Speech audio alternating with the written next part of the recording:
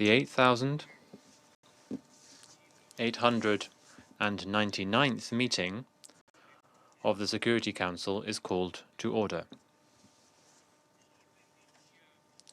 The provisional agenda for this meeting is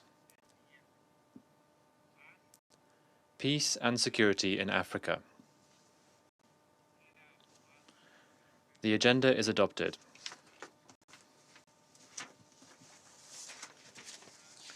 In accordance with Rule 37 of the Council's Provisional Rules of Procedure,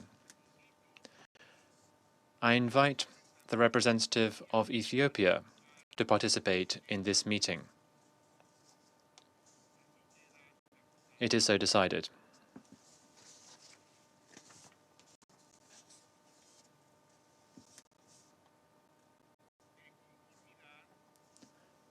In accordance with Rule 39 of the Council's Provisional Rules of Procedure, I invite the following briefers to participate in this meeting. Ms. Rosemary DiCarlo, Under Secretary General for Political and Peacebuilding Affairs.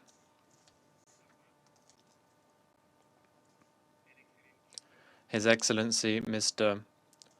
Olusegun Obasanjo, High Representative of the Chairperson for the African Union Commission for the Horn of Africa region. It is so decided.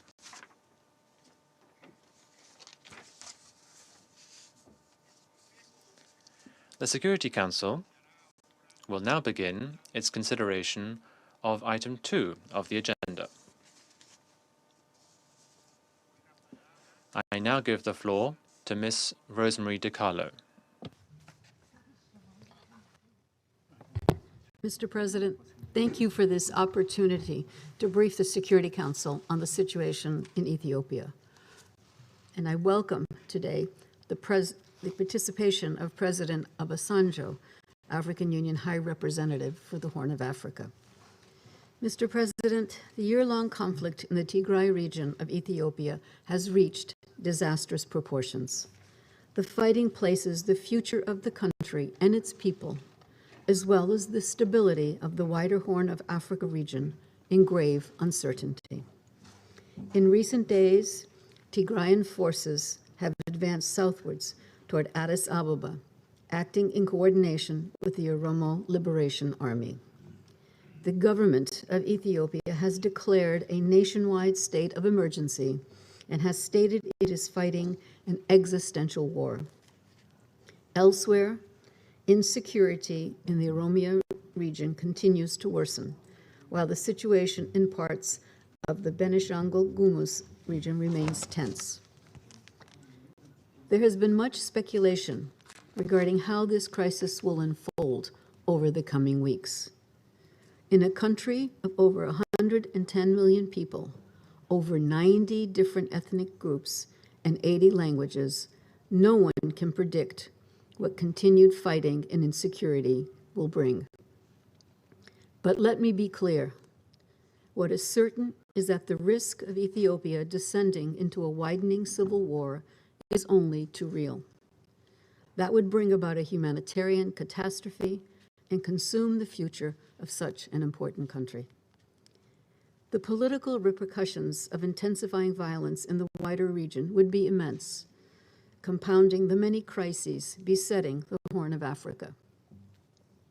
Just in northern Ethiopia today, more than 7 million people need humanitarian assistance. Efforts to mobilize assistance in Tigray, where more than 5 million people need food, and an estimated 400,000 people are living in famine-like conditions, continue to be undermined by an inability to move cash, fuel, and supplies into the region. No airstrikes have reached Mekelle since 18 October amid continued airstrikes. United Nations humanitarian air service flights have remained suspended since airstrikes on 22 October forced a flight to return to Addis Ababa. We've been unable to move fuel into Tigray since August.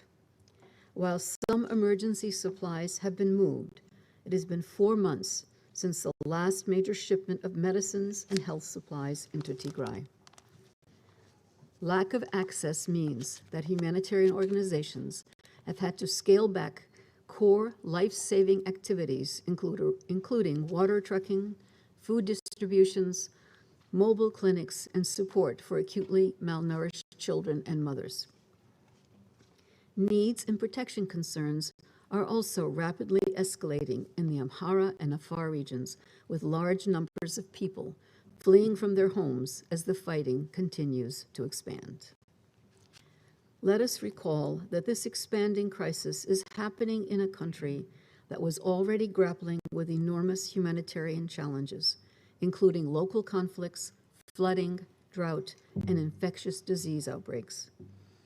While needs are most acute in the north, across Ethiopia as a whole, more than 20 million people are estimated to need some form of humanitarian support, and more than 5 million people are internally displaced.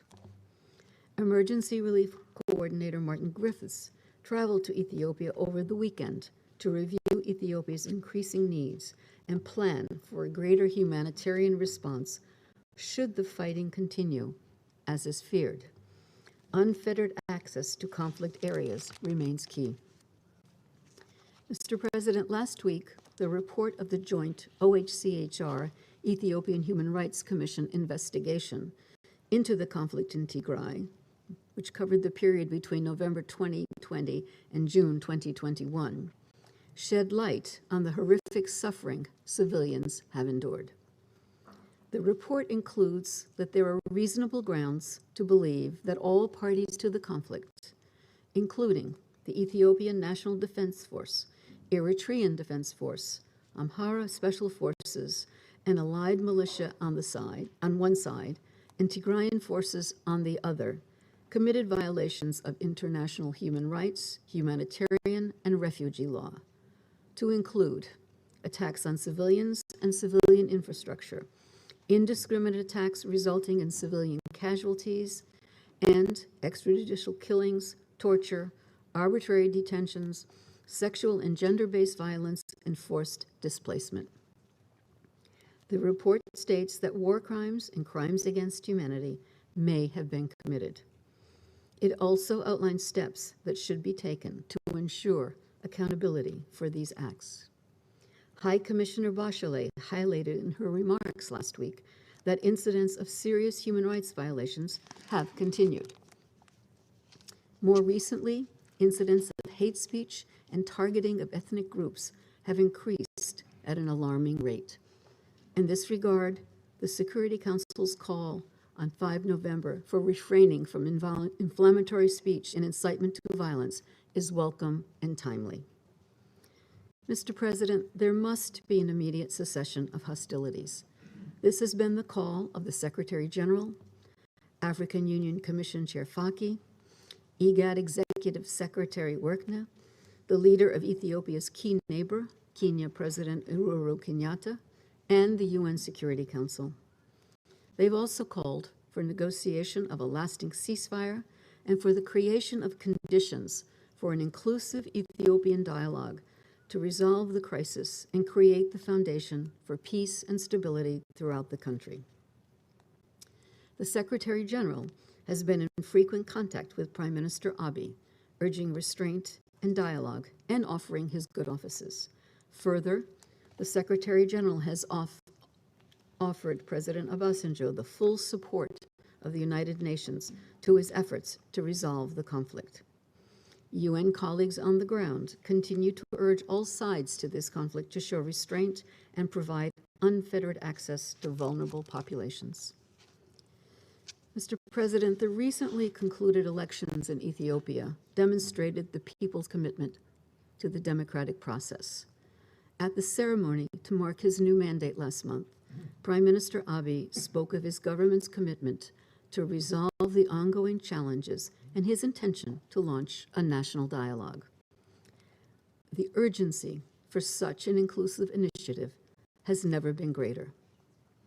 In closing, let me stress that the UN is steadfastly committed to stay and deliver in Ethiopia in support of all the people of the country.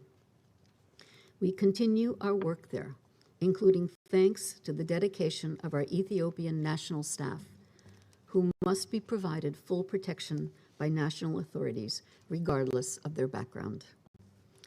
Ethiopia, a founding member of the United Nations, needs our support. We urge Ethiopians to come together to build a shared, prosperous future before it is too late. Thank you, Mr. President. I would like to thank Ms. DiCarlo for her briefing. I now give the floor to His Excellency Mr. Olusegun Obasanjo.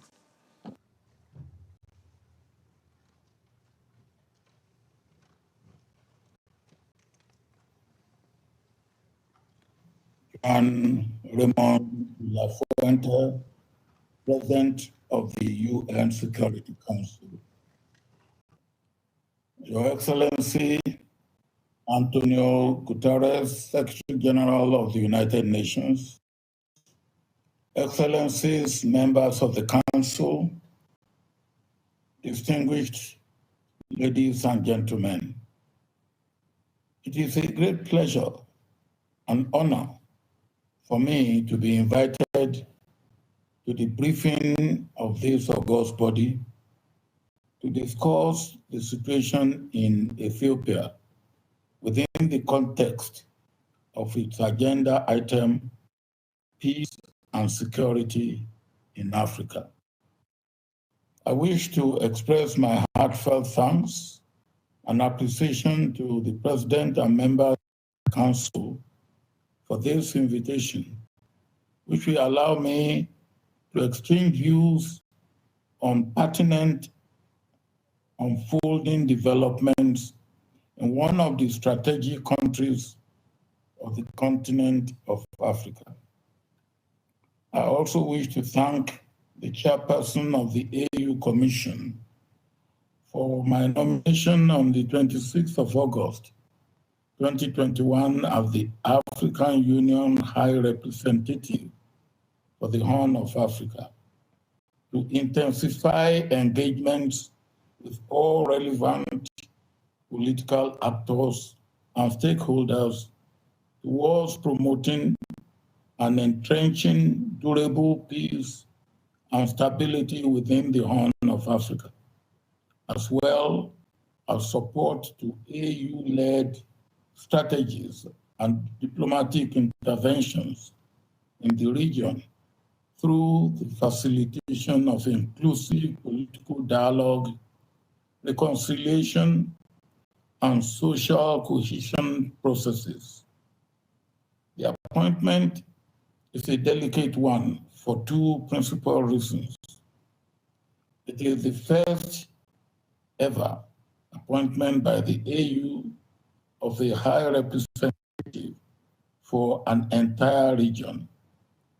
And the second reason is that each of the 8 countries of the region has a specific context.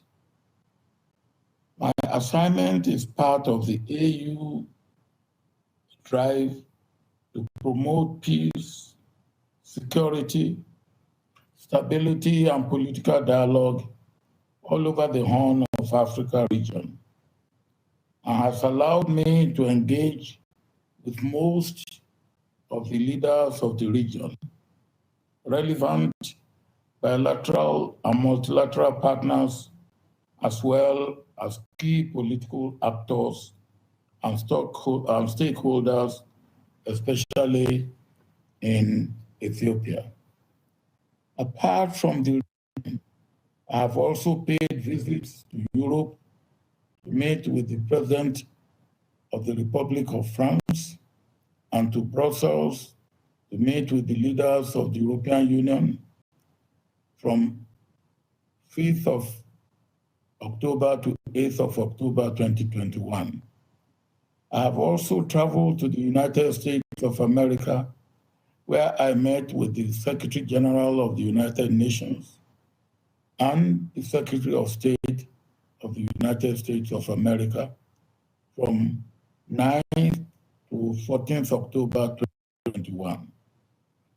These initial visits offered me the opportunity to discuss with world leaders about the objective of the appointment, as well as to solicit their logistical and all other supports towards the implementation of my mandate.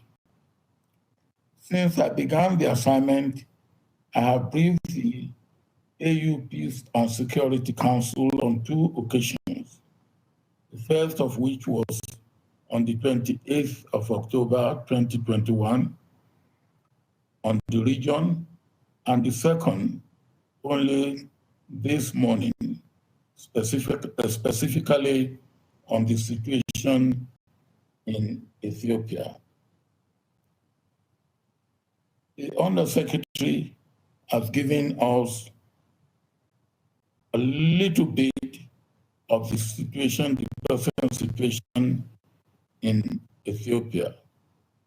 Mr. President, it is pertinent to point out that the crisis situation in northern Ethiopia has continued to drastically deteriorate in recent weeks, leading to a serious escalation of the situation. I've been following these developments with keen attention, and it is owing to the rapid changes in trend that I am paying another visit here in Ethiopia to engage all stakeholders for the de-escalation of the situation.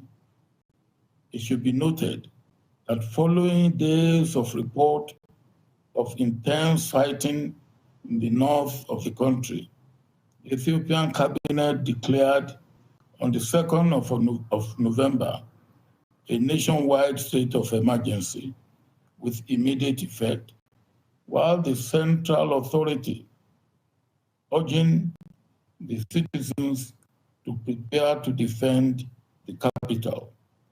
The mass demonstration yesterday, 7th November, as well as other similar demonstrations in several cities in support of the federal government, is evident of the present reality. Distinguished members of the Council, since my arrival in Ethiopia on the 4th of November, after my visit to Sudan on a day earlier, I have met with the Prime Minister of Ethiopia, the President of Ethiopia, the President of Oromia, and had meaningful discussion with them on the ongoing escalation, with reflection on how to de-escalate tension and to pave the way for dialogue. During my meetings with the Prime Minister, we agreed that I pay a visit to Mekelle to meet the Tigrayan leaders. It is in this context that I traveled to Mekelle yesterday, 7th November, to engage the leaders of the northern region in an effort to de-escalate tension and to begin to find an amicable solution to the situation. As a summary to our discussions, all these leaders here in Addis Ababa and in the north agree individually that the difference between them are political and require political solution through dialogue. This, therefore, constitutes a window of opportunity that we can collectively tap into to assist the people of Ethiopia to find lasting solution to the ongoing crisis. It is, however, important to mention the window of opportunity we have is very little and that the time is short for any intervention in this regard. The ongoing conflict situation continues to have severe humanitarian consequences on the population, with huge impact on socio-economic development and stability.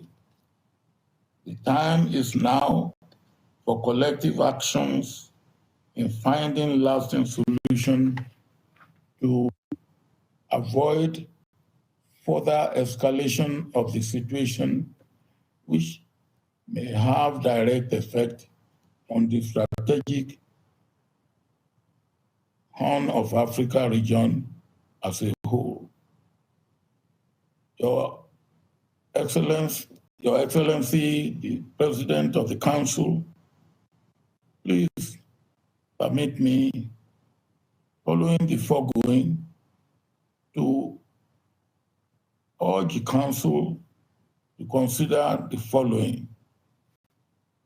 One, strongly urge and encourage the federal government of Ethiopia and the Tigray People Liberation Front to engage in political dialogue without any preconditions.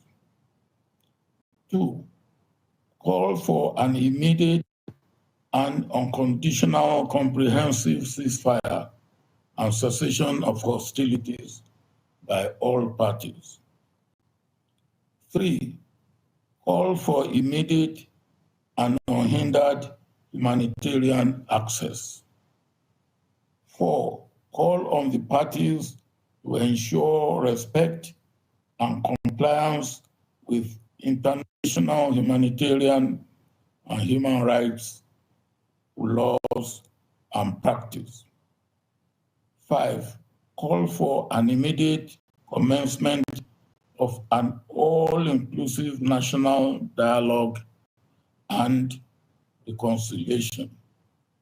And says, call on international community to rally behind the AU-led process in order to ensure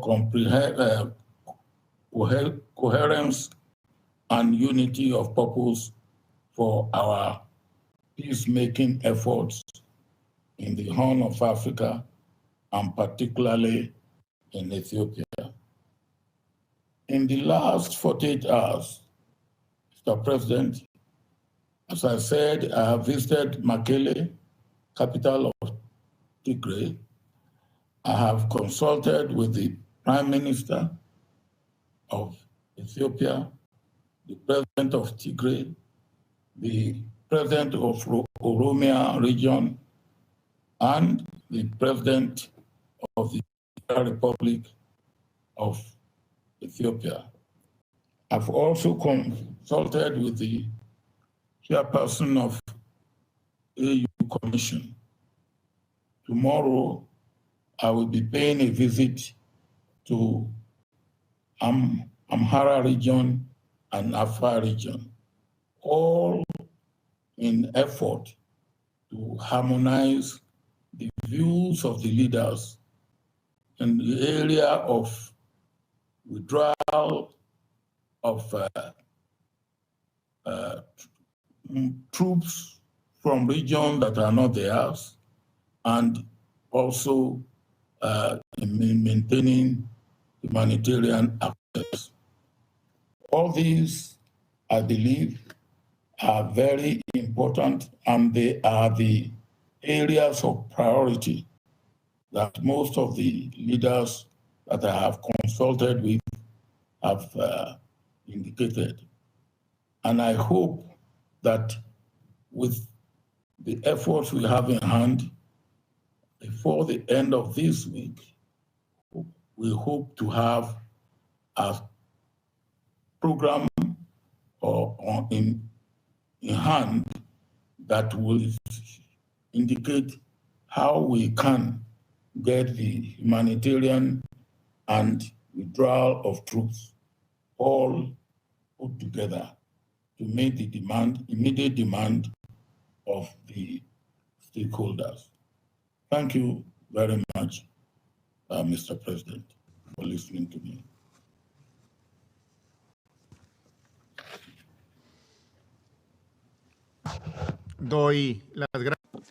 I thank Mr. Obasanjo for his briefing.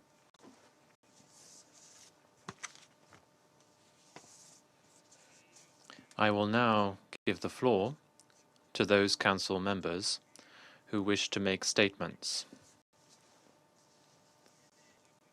I give the floor to the representative of Ireland. Thank you very much, Mr. President, and I want to start by thanking Under Secretary General De Carlo and in particular you, High Representative Obasanjo, for your really important briefings. In the context of what we've just heard and the excellent work that the High Representative is already doing, despite the uncertainties we heard from Under Secretary General De Carlo, we want to believe that we may just be beginning to see possible pathways emerge for an end to this crisis. We certainly share the view that we dare not miss the window of opportunity for peace. That's why when I consider this conflict, my abiding feelings are of shame and frustration. Shame because as a council, we around this table have stood by as this crisis has intensified over the past year, causing immeasurable suffering for millions of Ethiopians. Frustration because the Council's voice matters on this issue and it has the power to deliver change. We remained silent for too long.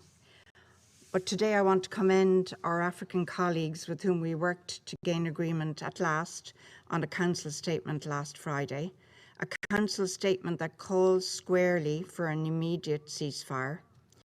That African leadership in New York is also manifest at African Union headquarters, where we saw the African Union PSC meet just today, and importantly also on the ground where it matters most to the people of Ethiopia. We depend on regional leaders, in particular on you, High Representative Obasanjo. We rely on regional organizations, including IGAD, which have a crucial role to play in engaging with all sides, supporting mediation efforts, and ultimately assisting Ethiopia to find a solution to this crisis. We welcome the efforts that are taking place as we speak. We call on everyone in Ethiopia to embrace this opportunity. Time is of the essence. Your people are putting their faith in you. For the good of your country, the fighting needs to stop. The talking needs to start. We are 1 year on from the beginning of this crisis. Today we must ask ourselves if we as this Council have done enough to prevent catastrophe, a catastrophe that is causing untold harm to the people of Ethiopia. As each month passes, we have seen the situation deteriorate. For the ordinary people of Ethiopia, their futures are being stripped away. As we heard last week from the OHCHR and the Ethiopian Human Rights Commission, there have been shocking human rights abuses committed during this conflict. Women, men, and children have been raped in horrific fashion, and let me be clear, civilians have borne the brunt of the violence. International humanitarian law and human rights norms have been cast aside. Meanwhile, vital, life-saving aid has been blocked from reaching starving and sick people. In recent days, the situation has become even more grave. Humanitarian operations across northern Ethiopia have effectively ground to a halt. Military operations have escalated. A state of emergency has been declared, suspending the basic rights of Ethiopian citizens. More people have been displaced. Lives and livelihoods have been lost. We've also witnessed increasingly shocking incidences of hate speech and dehumanizing language that risk inciting the worst type of violence against individuals or groups within Ethiopian society. We simply cannot stand by and allow this to continue. Too many lives are at stake. Meanwhile, continued military actions and mobilization now threaten the very stability and territorial integrity which are vital for Ethiopia and for the region. Today our messages are to all parties. Today our messages are clear and simple. First, it's paramount that all parties must immediately facilitate the provision of life-saving humanitarian aid to those who desperately need it in line with international humanitarian law. Second, we need an immediate end to the fighting. Civilians must be protected. Third, we need all parties to the conflict to embrace negotiations towards a lasting political solution. Fourth, the chilling hate speech, dehumanizing language, and incitement to violence must end. Accountability is imperative. Fifth, we need an inclusive and Ethiopian-led national dialogue that includes all regions and stakeholders. We cannot wait any longer to act on these 5 important steps. Mr. President, Ethiopia has been an inspiring example of peace and stability in Africa. Ireland's relationship with Ethiopia is one of our oldest and closest on the African continent. We remain deeply committed to supporting Ethiopia and its people. It is also shocking and tragic that the entire country now risks being overrun by violence and conflict. This unnecessary war must end now. All sides in Ethiopia must turn the tide towards peace and now steer the country back to where the people of Ethiopia deserve to be, on a hopeful pathway to peace. Thank you, Mr. President. I thank the representative of Ireland for her statement. I now give the floor to the representative of Tunisia. Thank you, Mr. President. I take the floor on behalf of the A3+1, namely Kenya, Niger, Tunisia, and St. Vincent and the Grenadines, on the developing situation in Ethiopia.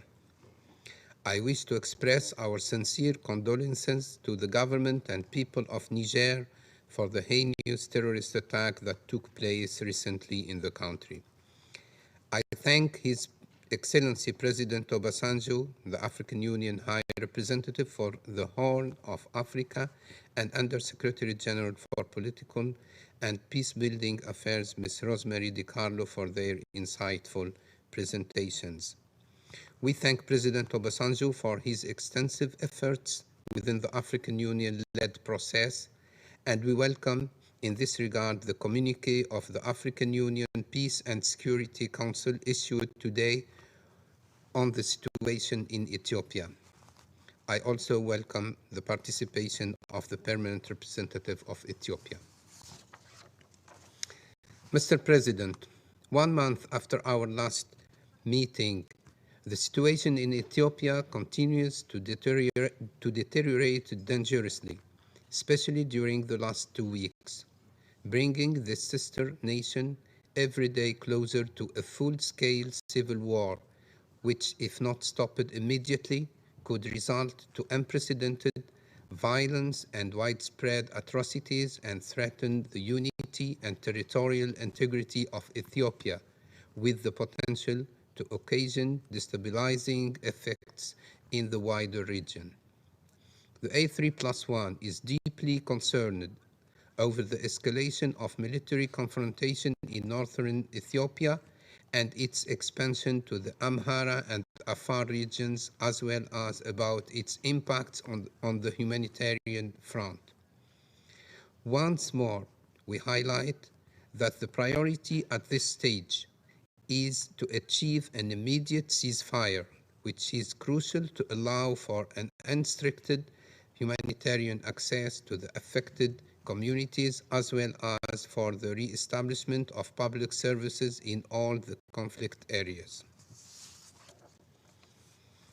We therefore call for the immediate cessation of hostilities, the full respect for the life and property of civilians, as well as state infrastructure, and urge the parties to the conflict to constructively engage in discussions to seek a peaceful peaceful solution and pave the way for an inclusive Ethiopian-led dialogue and to national reconciliation in the interests of the country. At the same time, we remind all parties that they should respect their obligations under international humanitarian law and human rights law, with particular regard to the protection of civilians, which requires all parties to urge their supporters to abstain from acts of reprisal against any community and refrain from hate speech and incitement to violence and divisiveness, as stated by the chairperson of the African Union Commission on November the 3rd. All Ethiopians are one people. As A3+1, we urge all Ethiopians to embrace one another and to refuse to be pitted against one another on account of ethnic, religious, or other identities. Mr. President, today, peace and security in the Horn of Africa is at risk. The lives of millions of men and women and children are at stake, and we have a huge and historic responsibility to prevent large-scale atrocities and famine, and to forestall possible destabilization of the region. Today, we have a strong need for diplomacy and for mediation. We welcome the initiatives of the United Nations Secretary General and all international partners and regional leaders to find a peaceful solution to this crisis. We believe that it is important today that we speak with one voice and send a clear and united message to all parties in Ethiopia that violence is not an option to resolving the political disputes, however serious they may be. We have witnessed during the last year how violence led to loss of thousands of lives and millions of displaced persons, human rights violations and atrocities, and to a dire humanitarian situation.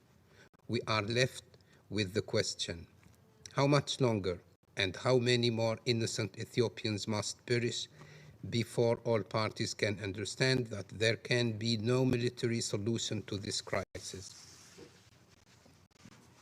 Ethiopia, this great nation and cradle of civilization, which has been an anchor of regional peace and stability, deserves that we stand with its people in these trying times. In this regard, we believe that the African Union and the neighboring countries have a major role to play to help Ethiopians find their way to peace and stability through political dialogue and reconciliation. We should help them unite again under the common interest of their country. We reiterate our full support to the African Union High Representative for the Horn of Africa, His Excellency President Obasanjo, and commend his mediation efforts to achieve a ceasefire and a prompt and peaceful resolution of the conflict. We call on all stakeholders and international partners to extend every possible support to President Obasanjo in his highly important mission, cognizant of the importance of coordinated action. In conclusion, Mr. President, we, the A3+1, reaffirm our respect for and commitment to the sovereignty, political independence, and territorial integrity of Ethiopia. We stand on solidarity with our brothers and sisters in Ethiopia through these trying times in their pursuit for peace and stability. I thank you. Agradezco. I thank the representative of Tunisia for his statement, and I now give the floor to the representative of Norway. Thank you, President. And thank you to A2+1 and Ireland for leading the call to add this item to our agenda. This is indeed a time when a strong and united message from the Council is critical. And thank you to USG Di Carlo and the AU High Representative for the Horn of Africa for their briefing, and not least the efforts by the AU. The development of the crisis in Ethiopia is threatening the stability and the very integrity of the country. It's hitting the civilian population hard, and certainly the most vulnerable the hardest. As a close friend and decade-long partner to Ethiopia and the Ethiopian people, Norway is deeply concerned, both by the magnitude of the crisis and its potential regional impact. There can be no military solution. This should be evident to all parties, from the federal government to the Tigrayan People's Liberation Front and the Oromo Liberation Army. Further escalation of fighting will not lead to victory. It will only inflict more unnecessary suffering on the Ethiopian people. We are deeply concerned by reports of increased ethnic profiling and discrimination.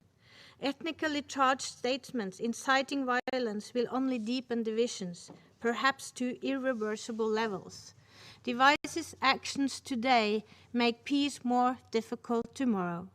We urge Ethiopian leaders to already recognize the need for a future inclusive dialogue and reconciliation process. President, all parties must exercise maximum restraint and immediately work to de-escalate the conflict. We specifically call on the TDF, the TPLF, and forces from the Oromo Liberation Army not to attempt an attack on Addis Ababa. We also urge the government of Ethiopia to refrain from imposing any measures or restrictions upon civilians of specific ethnicities, including Tigray and Oromo. Norway fully supports the AU Peace Initiative and the mandate and efforts of the AU High Representative for the Horn of Africa. We call on all parties to fully cooperate with the High Representative, to immediately stop fighting and make the necessary concessions for a negotiated cessation of hostilities. President, the humanitarian situation is extremely dire. Hundreds of thousands in Tigray are facing famine-like conditions, and there is a serious risk of large-scale famine. At least 2 million persons are displaced in Tigray and hundreds and thousands in Amhara and Afar. Access to food, health care, and other basic services must be restored, and all possible modalities for this must be explored. We call on all parties to immediately facilitate full, safe, and unhindered humanitarian access. We know that the suffering of the Ethiopian people also go beyond the current humanitarian crisis. Norway is appalled by the findings in the joint report by the Office of the High Commissioner for Human Rights and the Ethiopian Human Rights Commission. While limited in time and geographical scope, it outlines a pattern of the killing of civilians and the widespread and systematic use of sexual and gender-based violence. The obligation of all are made clear. Incidents must be investigated and perpetrators brought to justice. All parties to the conflicts must fully respect international human rights and international humanitarian law, even in the most dire circumstances. President, every day that the fighting continues and that the rhetoric grows only makes a credible accountability process and a viable transitional justice mechanism more vital. These mechanisms will be of utmost importance to future national reconciliation. The people of Ethiopia, indeed all people in the broader region, are dependent on the ability of the parties to urgently find a path to sustainable peace, and we stand ready to assist. Thank you. Agradezco. I thank the representative of Norway for her statement, and I now give the floor to the representative of Vietnam. Thank you, Mr. President. And I would like to thank USG DiCarlo and the High Representative, the Chairperson of the African Union Commission, Obasanjo, for their insightful briefings. I welcome the ambassadors, permanent representative of Ethiopia, to our meeting today. Mr. President, we are deeply concerned about the deteriorating situation in Ethiopia, especially the continued fighting and expansions of combat and hostility in and around Tigray, Amhara, and Afar regions over the weekend. The sharp escalation of military operation and clashes in the last few weeks have plunged Ethiopia and the region into a more serious level of instabilities, pushing the party to a point of no return. These developments have also brought about consequences and adverse impact on the daily lives of millions of people while hindering humanitarian activities. We therefore urge all parties to end hostility immediately and start an inclusive Ethiopian national dialogue toward a immediate and unconditional ceasefire and make it sustainable one. Only with sustainable ceasefire can the primary condition for a credible and inclusive dialogue be established to find a political settlement to the long-lasting political grievances that have led to the conflict. Mr. President, the escalating hostility threatened to worsen the already dire humanitarian situation in Tigray, Amhara, and Afar, where millions of people are in need of urgent humanitarian assistance. As reported, 5.2 million people, especially those 400,000 people who live in famine-like conditions, are having to rely on food aid every day. We welcome progress in the practical activities carried out by the United Nations, humanitarian organizations, and international and regional partners to help Ethiopian, including people in Tigray, over the past few months.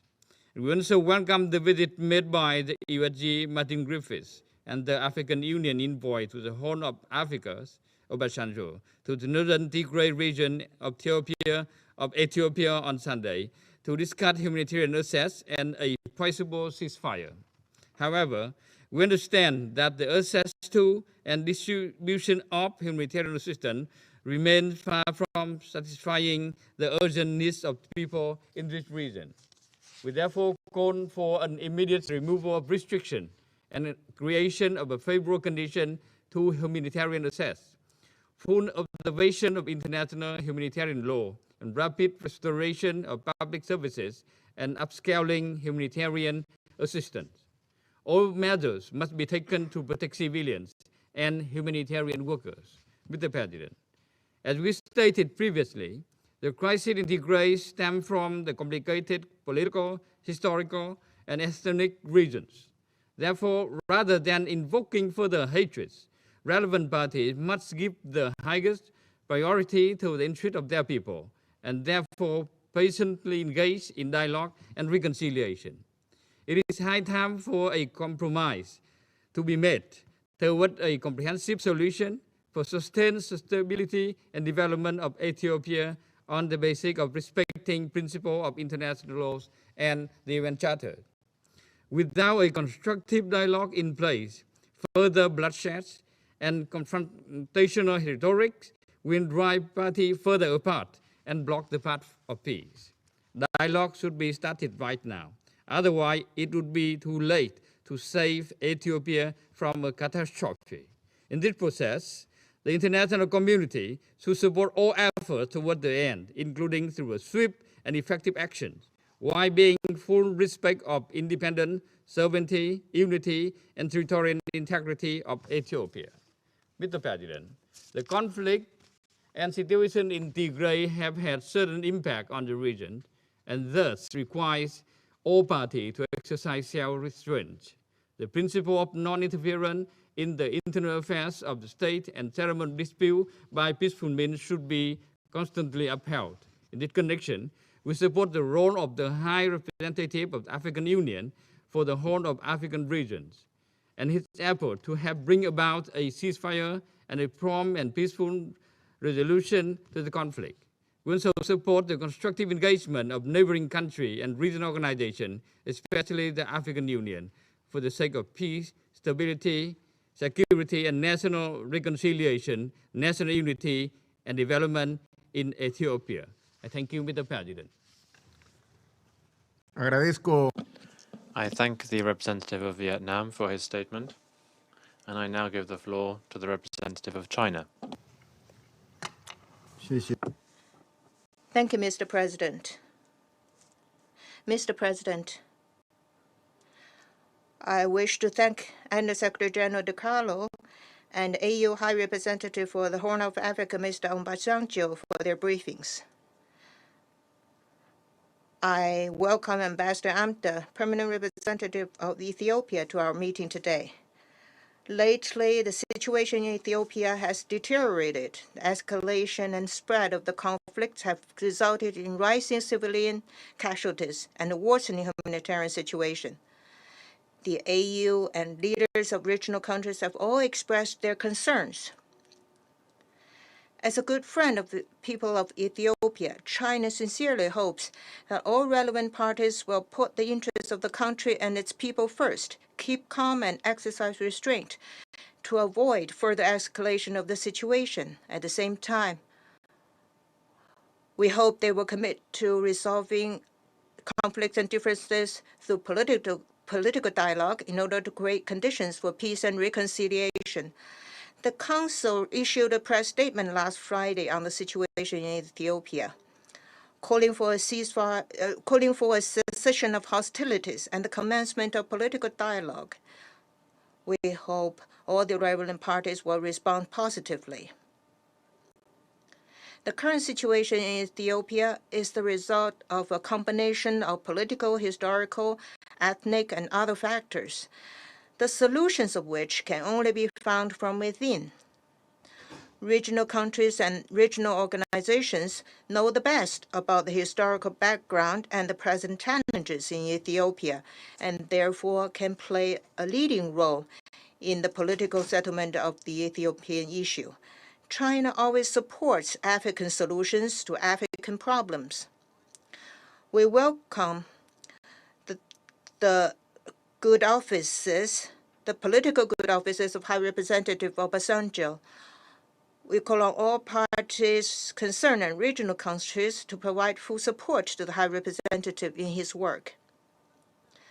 Likewise, we also welcome the offer of good offices that Secretary General Guterres made to Ethiopia and expect enhanced coordination between the UN and the AU so they can work in concert to play a constructive role in promoting nationwide peace and reconciliation in Ethiopia. The international community, in particular the Security Council, should give the time and space needed for the AU and others to carry out their good offices. Using trade restrictions or cutting off aid as a means to exert maximum pressure on Ethiopia will only interfere with the political settlement, but will not help the parties resolve their conflicts and rebuild mutual trust. The current humanitarian needs in Ethiopia are enormous. The international community should help Ethiopia improve its humanitarian response capacity and scale up the relief delivery so that humanitarian assistance can, to the maximum extent possible, reach everyone in need. When providing humanitarian support to Ethiopia, we should respect the country's sovereignty and leadership, follow the UN guiding principles for humanitarian actions, and avoid politicizing humanitarian issues.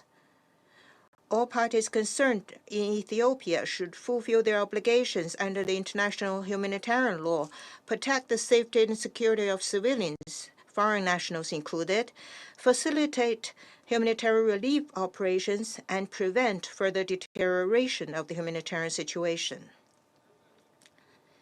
Ethiopia is a country with a long history and a splendid civilization.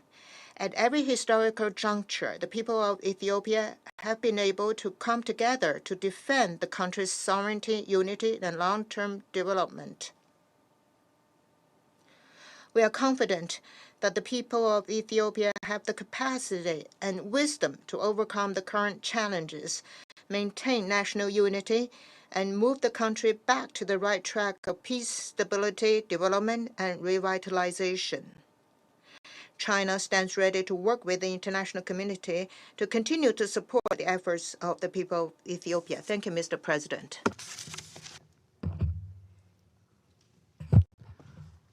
I would like to thank the representative of China for his statement, and I now give the floor to the representative of the United Kingdom.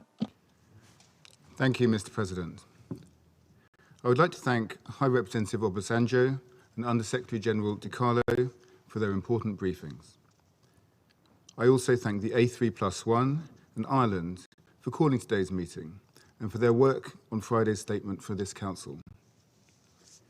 The United Kingdom shares the serious concerns already expressed today about the situation in Ethiopia, including from the African Union Peace and Security Council. The introduction of a state of emergency by the government of Ethiopia must not be used as an excuse to ignore human rights and international humanitarian law.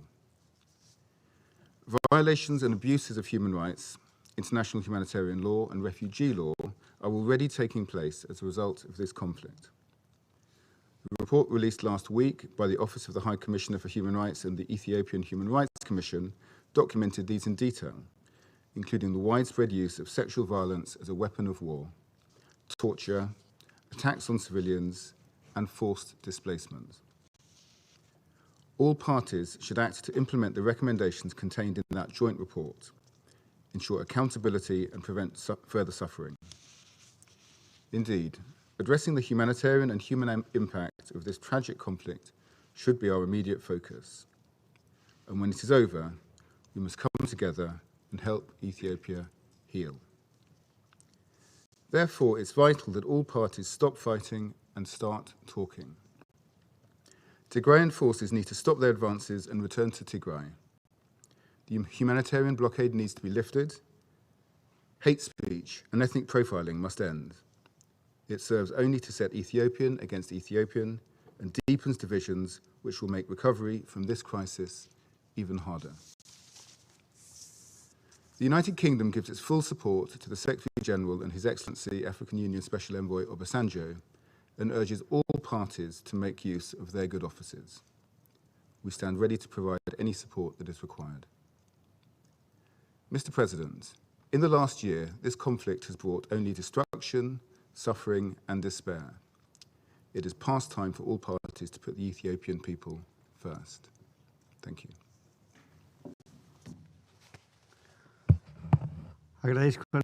I thank the representative of the United Kingdom for his statement, and I now give the floor to the representative of France. Monsieur le Président. Mr. President, I thank President Obasanjo and Ms. DiCarlo for their statements. I will emphasize 3 points. Immediate decisions are needed to achieve a ceasefire and promote the initiation of a political dialogue. France calls on the federal government, the regional government of Tigray, and its allies to immediately give concrete signs of their openness to dialogue. The parties must immediately cease hostilities, freeze the positions of their forces, refrain from internationalizing the conflict, and agree on a gradual withdrawal to pre-conflict positions. France calls on the Ethiopian authorities to withdraw the designation of the TPLF as a terrorist organization in order to urgently start negotiations. The regional government of Tigray must recognize that the future of the Tigrayan region can only be determined through inclusive national dialogue and within the framework of the provisions of the Constitution. This also applies to the border dispute with the Amhara region. All parties must support the efforts of the African Union, President Obasanjo in Kenya. Each of them has expressed their deep concern over the stability and unity of Ethiopia and the region, but also the hope that a dialogue could finally silence the guns. France supports these steps, as does the Secretary General of the United Nations and Ethiopia's main partners, including the EU. This council has also spoken out unanimously in support of their efforts. All of those statements reiterated the international community's commitment to the unity and territorial integrity of Ethiopia. Stakeholders in the region who exploit any vulnerabilities that the conflict has exacerbated will be held accountable. France reiterates its call for a definitive and verified withdrawal of the Eritrean forces. The international community is therefore united and mobilized to support peace efforts and provide international guarantees to overcome mistrust. We encourage the parties to seize this opportunity. It is more necessary than ever for all parties to respect international humanitarian law and human rights law. The protection of civilians must remain the top priority. The outbreak of fighting in urban areas increases the risk to populations. France is concerned about the violence, forced displacement, and hate speech targeting the ethnic origin of the victims. It calls on all parties to put an end to this violence, to fight the impunity of its perpetrators, and to act responsibly. France takes notes of the publication of the report on the joint investigation of the OHCHR and the Ethiopian Human Rights Commission. It expects all parties to initiate credible investigations into the alleged facts. These facts are extremely serious, in particular the extrajudicial killings and the numerous cases of sexual violence. The parties must ensure full access for all humanitarian, medical, and United Nations personnel. Blocking the delivery of medical aid is unacceptable. We hope that these obstacles will be lifted swiftly. Finally, France calls on the parties to guarantee access to prisoners and to initiate discussions with a view to their release. Thank you. I thank the representative of France for his statement, and I now give the floor to the representative of India. Thank you, Mr. President. Let me join others in thanking High Representative of the Chairperson of the African Union Commission, His Excellency Obasanjo, and Under-Secretary General for Political and Peace-Building Affairs, Ms. Rosemary DiCarlo, for updating this Council on the recent developments in the northern parts of Ethiopia. I also welcome the presence of Permanent Representative of Ethiopia, Ambassador Thai Selassie, in today's briefing. The conflict in northern parts of Ethiopia has seen escalation in the recent weeks and is threatening to expand towards the central parts of Ethiopia. The fighting has intensified and humanitarian situation has worsened, adversely affecting millions, particularly women, children, and elderly. It is concerning to note that the humanitarian efforts led by the UN has been stalled in the recent weeks. It is important that humanitarian assistance is resumed at the earliest available opportunity. We also reiterate the importance of founding principles of humanitarian assistance, that is humanity, neutrality, impartiality, and independence. We have noted the report of the Joint Investigation Team of the Ethiopian Human Rights Commission and the OHCHR. We also note and welcome the recognition and acceptance of the report by the Ethiopian government as an important document that could complement ongoing efforts by the Ethiopian government to address the allegations of human rights violations and abuses. We further note that the report could not confirm deliberate or willful denial of humanitarian assistance to the civilian population in Tigray or the use of starvation as a weapon of war. The Ethiopian government has announced state of emergency in response to persisting conflict and expansion of violence beyond the Tigray region. The inclusive national dialogue announced on October 4th has not moved forward.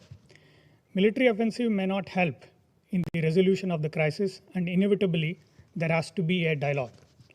India has consistently underscored the importance of mutual trust, engagement, dialogue, and reconciliation to address all issues related to the ongoing conflict. We therefore call upon all stakeholders to seize the opportunity provided by the mediation efforts of the African Union High Representative for the Horn of Africa region, His Excellency Obasanjo, purposefully. We welcome his meeting with the Prime Minister of Ethiopia and take note of his visit to Mekelle. He has also briefed AUPSC today morning. We also welcome the engagement of countries from the region in this process. We urge all sides to exercise restraint and work together to build trust and confidence that could pave way for dialogue. The political and economic stability of Ethiopia is paramount, not just to the Horn of Africa, but the entire African continent. It is in the interest of the region that the current politico-military situation is resolved within the constitutional framework of Ethiopia. In this regard, we support the initiatives of the African Union. It is important that regional initiatives led by the African Union are encouraged and actively supported by this Council.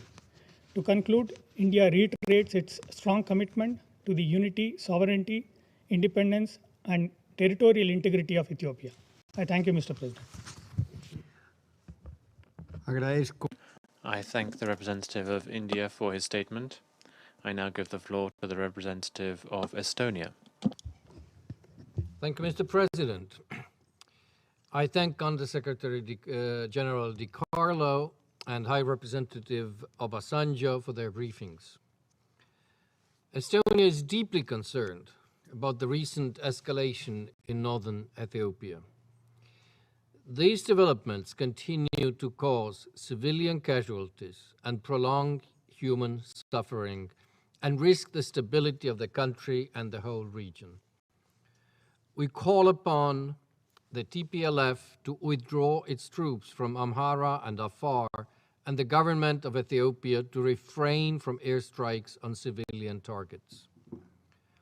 All parties must do their utmost to protect civilians, including humanitarian and medical workers, in line with their obligations under international humanitarian law. There is no military solution to this conflict. We call upon all parties to immediately end hostilities without preconditions, engage in negotiations for a lasting ceasefire, and to create conditions for the start of a political dialogue. In this context, we would also like to express our full support to the international and regional efforts in achieving a peaceful resolution to the conflict. We encourage the continued engagement of the African Union and support the mediation efforts by the Special Representative Obasanjo. Mr. President, the deteriorating humanitarian crisis in Tigray, Amhara, and Afar regions is deeply worrying, as more and more people are in need of urgent assistance. All parties to the conflict have an obligation to facilitate safe and unhindered humanitarian access to all areas affected by conflict. It is also essential to restore basic services and the entry of fuel, cash, and humanitarian supplies needed for aid operations. We reiterate our deep concern about reported human rights violations and abuses, including widespread sexual and gender-based violence. We welcome the publication of the joint report by the OHCHR and Ethiopian Human Rights Commission. We call for full implementation of the recommendations of the report and for ensuring accountability for the perpetrators. It is now up to the Ethiopian government to carry out its promises on this.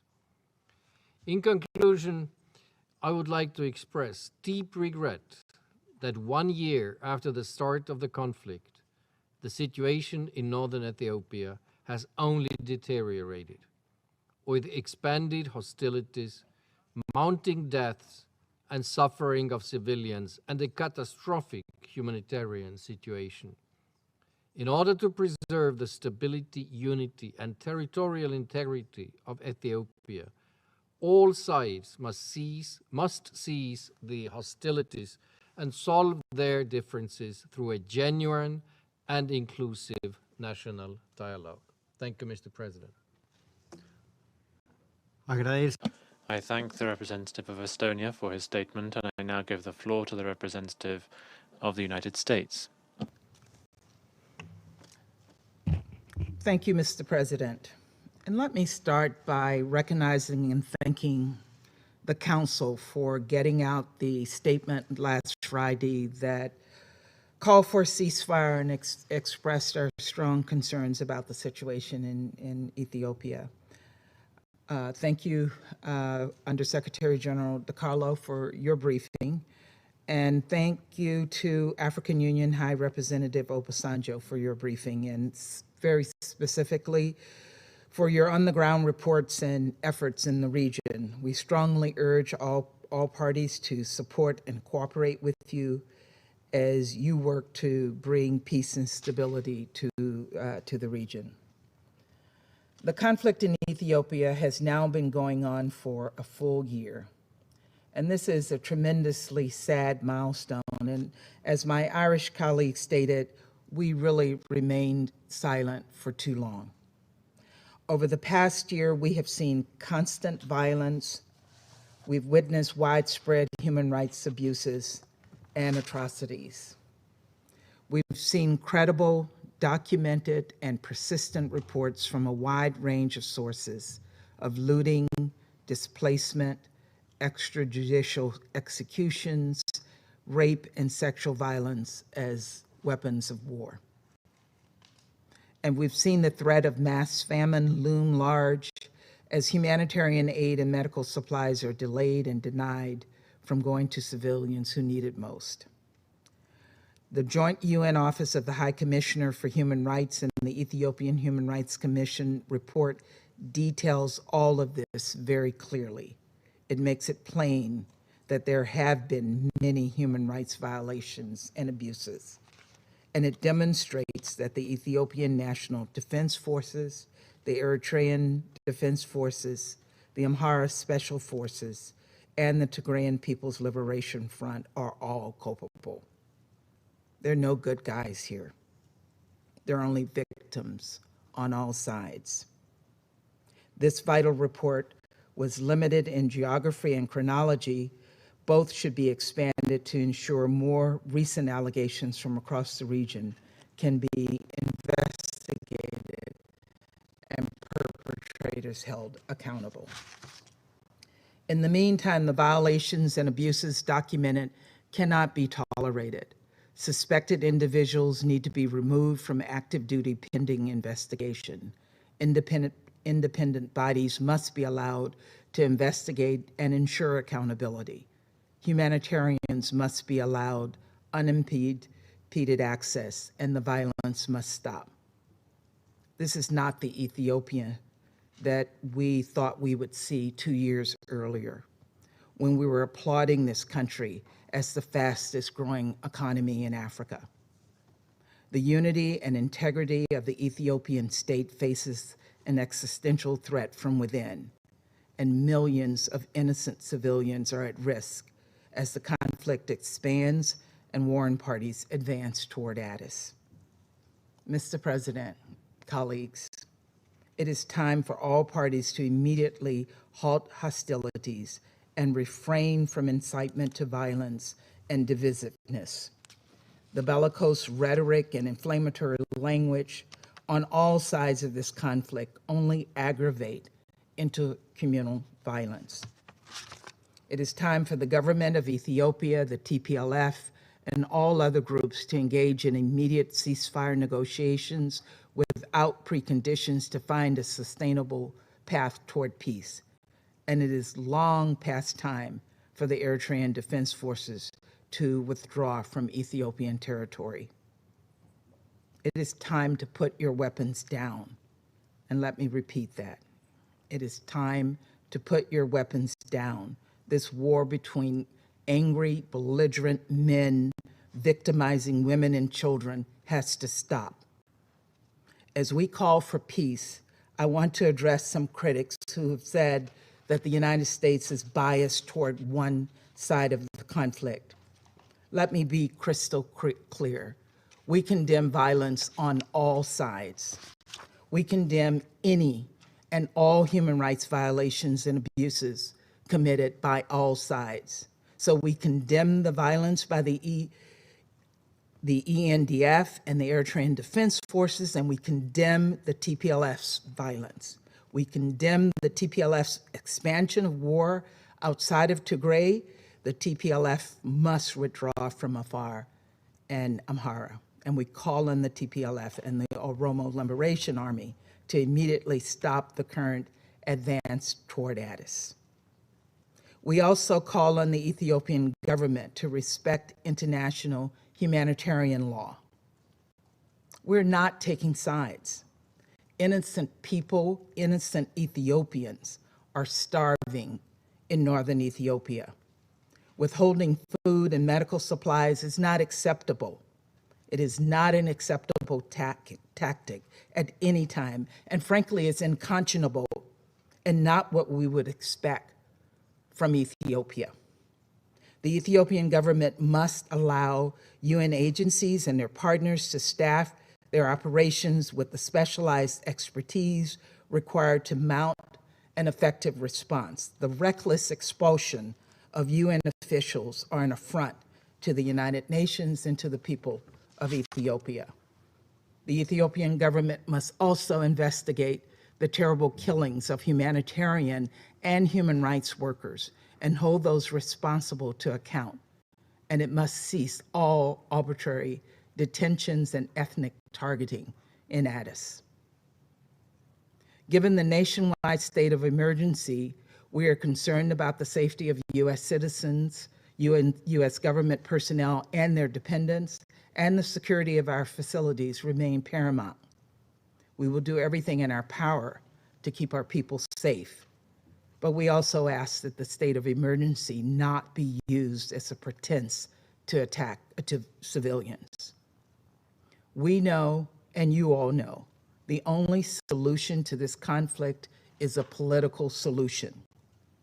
To that end, the African Union has an important role in resolving this conflict and sustaining regional peace and security. And I wish to thank President Obasanjo again for his efforts.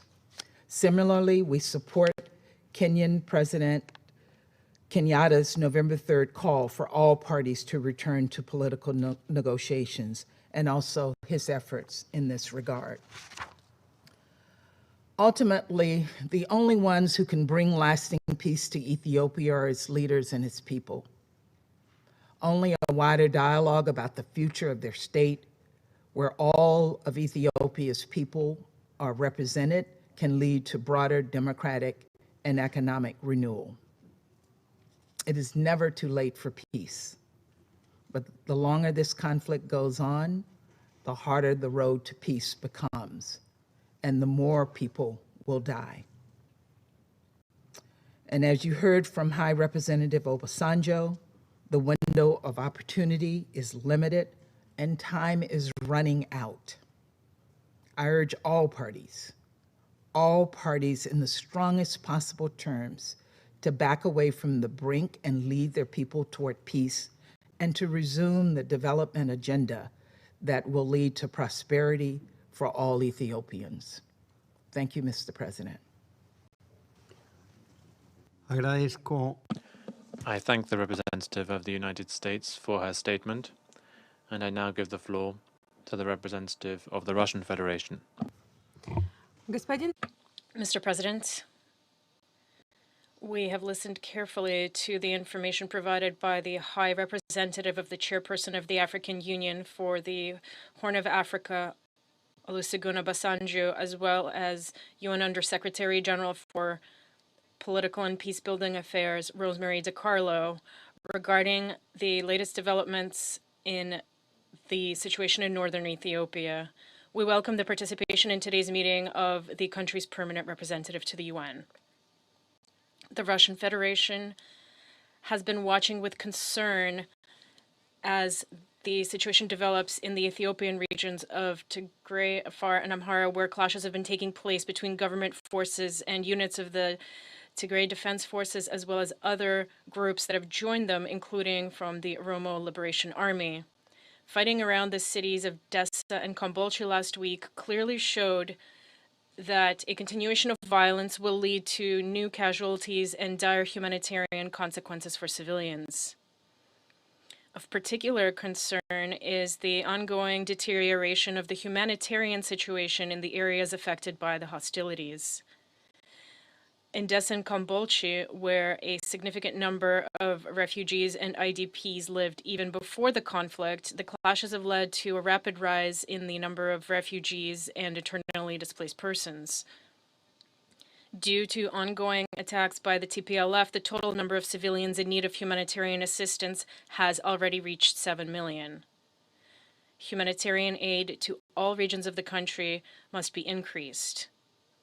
We continue to insist that it must be provided in close coordination with the sovereign government and in strict accordance with the basic guiding principles of the United Nations. Mr. President, as we have said before, the divisions in Ethiopia run deep and have a complex historical context. Moreover, what is happening in the country carries significant negative potential for the entire region. In this regard, throughout all of these months, we have called for stakeholders with influence to bear on the situation, as well as the media, to act responsibly, to avoid ratcheting up international rhetoric, and refrain from adding fuel to the fire of the already spiraling interethnic strife. We are convinced also that imposing illegal unilateral sanctions, threatening to use such sanctions, and refusal to provide economic assistance are very counterproductive and will only worsen the situation for ordinary people who are already suffering rather than reconciliation. There is no other way to resolve the conflict except to support national and regional efforts to end the intra-Ethiopian military confrontation and establish a dialogue with the aim of restoring peace and achieving gradual socioeconomic stabilization throughout the country. At various points in history, Ethiopians have repeatedly demonstrated their ability to live in interethnic harmony and build a common state.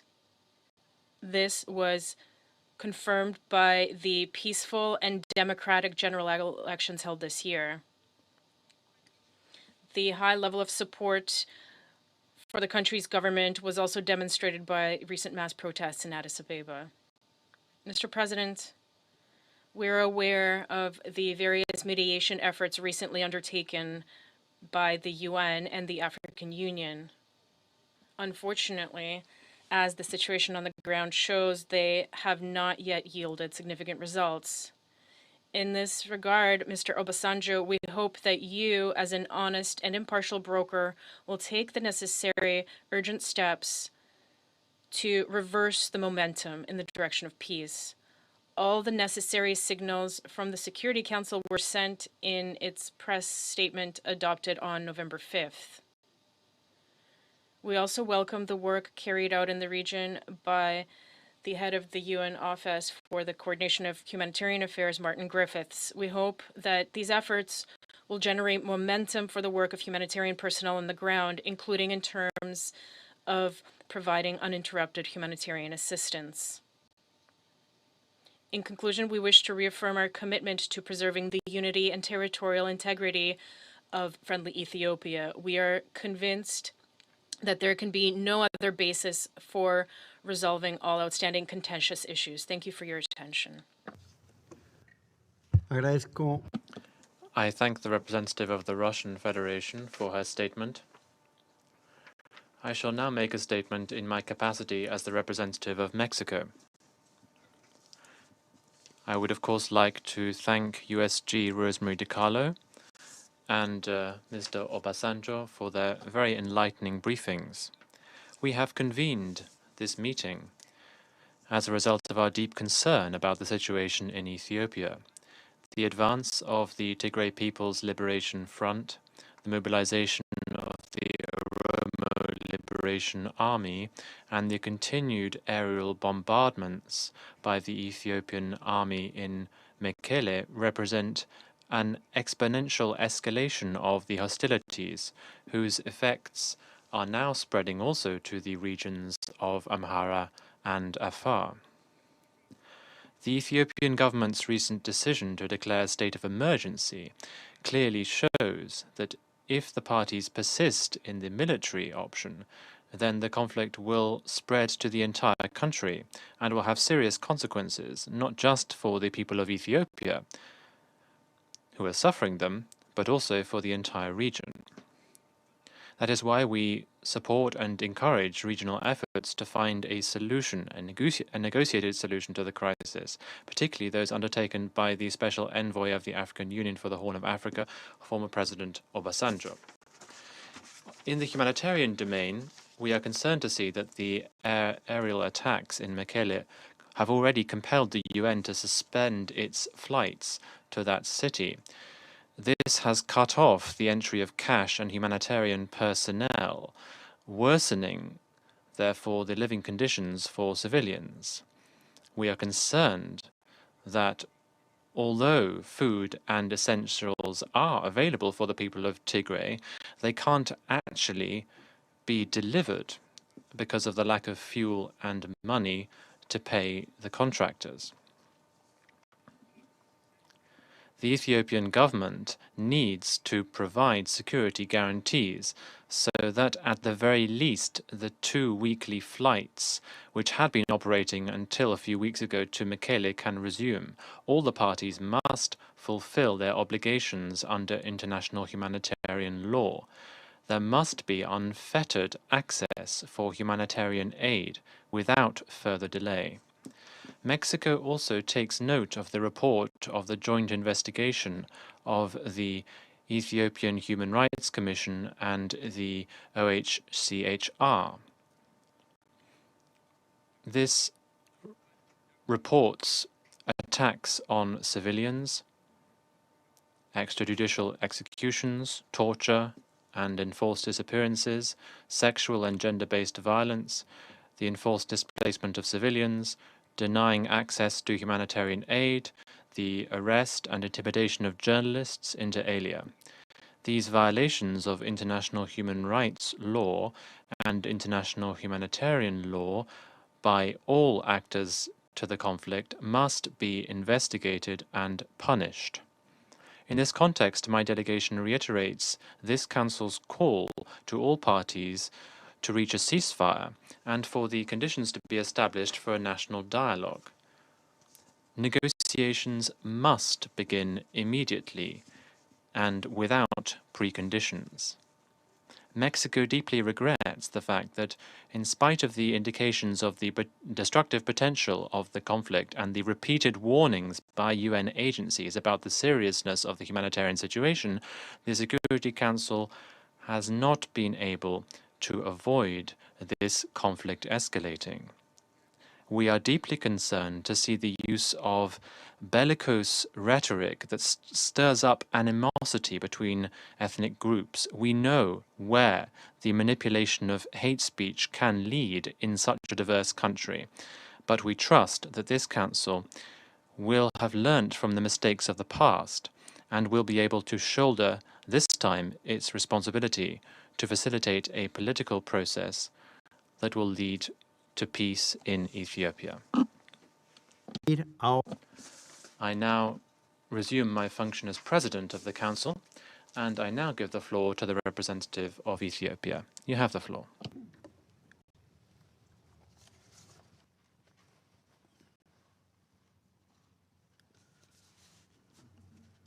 Thank you, Mr. President, for giving me the floor and for allowing the participation of my country in this briefing.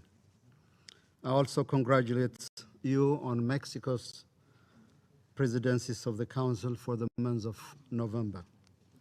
I recognize the presence of His Excellency President Obasanjo, High Representative of the African Union to the Horn of Africa, and Under Secretary General Rosemary DiCarlo. I thank both for their briefing. Mr. President, a year ago, the Northern Command of the Ethiopian National Defense Force was attacked within. The unsuspecting men and women in uniform were slain in the dark hours of November 4, 2020. The long-standing service and sacrifice of the National Defense Forces is rewarded by unprecedented level of betrayal and treasonous attack waged by TPLF. Ethiopia will never forget the patriots and their service and sacrifice. The day will also go down as a day of infamy in Ethiopia's proud history. In this connection, I would like to extend our thanks to members of this council who stood with my country during this very trying year. Mr. President, in the past year, we reversed the military threat posed by TPLF. In parallel, We made all efforts to provide food and non-food items to people in need in Tigray. We signed a humanitarian assistance agreement with the United Nations. We spent close to 100 million for assistance and reconstruction. We declared humanitarian ceasefire and withdraw our forces. And we implored the treasonous group to hand over leaders of its criminal scheme and leave its rank and file members to live in peace. All this is proven to be in vain. It didn't help us gain peace. Today, I will not provide you details on the humanitarian assistance we delivered to our people in need. As a result of the continued and now widespread criminal belligerence of TPLF, the people of Tigray that needed urgent humanitarian assistance are not having any aid delivered. The people in Afar and Amhara regions are rendered vulnerable. Cities and towns are shelled. Residents are killed in their doorsteps and robbed their earnings from their toil. True to its unscrupulous and cruel nature, TPLF is causing terror and mayhem. As we speak, Ethiopians in the northern part of the country are fending for their life and the life of their children. The trucks we sent to Tigray with food and medical supplies are transporting weapons and use combatants that are frauded or forced to fight against their brothers and sisters for no apparent public interest, but for the greedy-driven political agenda of a few individuals. Excellencies, we honor and respect the call for political dialogue. It is an approach we fully prescribe to and even applied in resolving many interested and interstate disputes. Inherently, our current situation is not any different. There is a deep-seated political difference and grievances in our nascent democracy. We are also a diverse nation and a home to 83 languages and many groups than headlines care to mention with unaddressed legitimate questions and demands. However, no political group, despite their grievances, have raised an arm against their brethren. No ethnic or political group, despite its unfulfilled demands, have waged war against the motherland. Diversity is not Ethiopia's problem. Our challenge is not, as some reluctantly posit, a failure to manage diversity. Diversity is Ethiopia's asset. Our problem is a criminal group that refuses to accept equality and let go ill-gained supremacy and privilege. Unfortunately, this group garners support from many sources. Some media outlets in the West, some staff members and leaders of international organizations openly support the group. For your surprise, we sometimes learn the motives and the next steps of the group from statements and speeches of high-placed officials of these entities. As you may recall, even this council was made to convene over a false report alleging heinous crimes, including the use of anger as a weapon of war. Thankfully, truth has come out, and these malicious accusations are dispelled by a joint investigation report of the Ethiopian Human Rights Commission and the UN Office of the High Commissioner for Human Rights. Our plea for members of the international community, states and non-state actors, to refrain from providing moral and material support went unheeded. TPLF is emboldened and numbed itself to an extent it stopped counting the lives of Ethiopians from Tigray, its sacrifice on its hopeless journey. It is emboldened to a level it threatens to unseat a popularly elected federal government and destabilize a nation of 112 million people. We again reiterate our plea for the support of this group that have been providing it with communication equipment, satellite information, weapons, and even fighters to desist from this. It is not only illegal, but also an immoral act. Mr. President, Ethiopia is pained. What we have gone through at the hands of this criminal group will require intergenerational effort to heal. For this, Ethiopia needs its children to dialogue and reconcile. We have time and again expressed our readiness and explained the preparation for national political dialogue. Had it not been for the bloodshed caused by the TPLF, even the political future of this group would have had a prospect of resolution through dialogue. In line with our commitment, we entertained the efforts for support and undertook the work with all our friends to learn from their experience and draw the available and relevant lesson and support. We accepted the High Representative of the African Union to the Horn of Africa and assist his role. We believe the regional solution is best placed to support us get out of this problem. This being said, our route to a dialogue and political solution will not be straightforward or easy.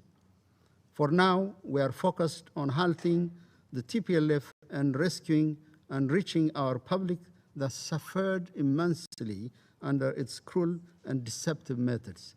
In this regard, we remind everyone concerned there are no two parties here.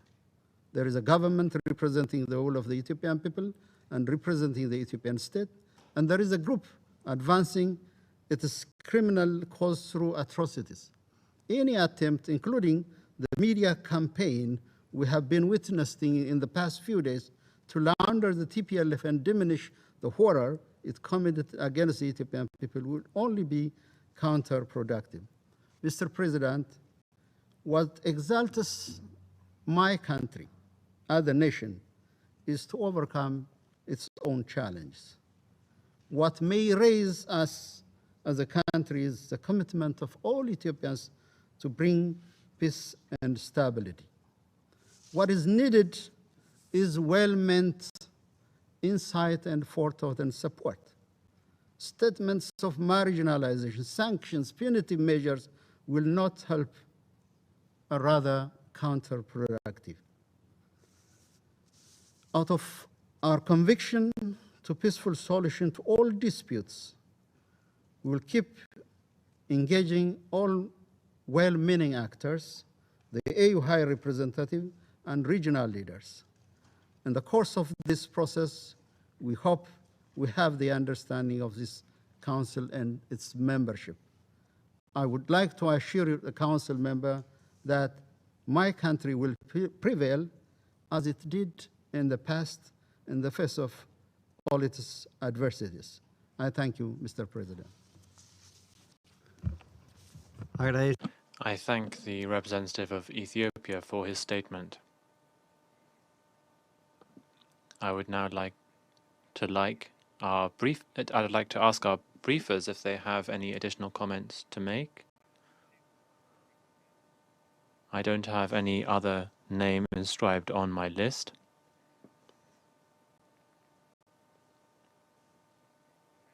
That seems not to be the case. So I would now therefore like to invite council members to informal consultations to continue our discussion on the subject. The meeting stands adjourned.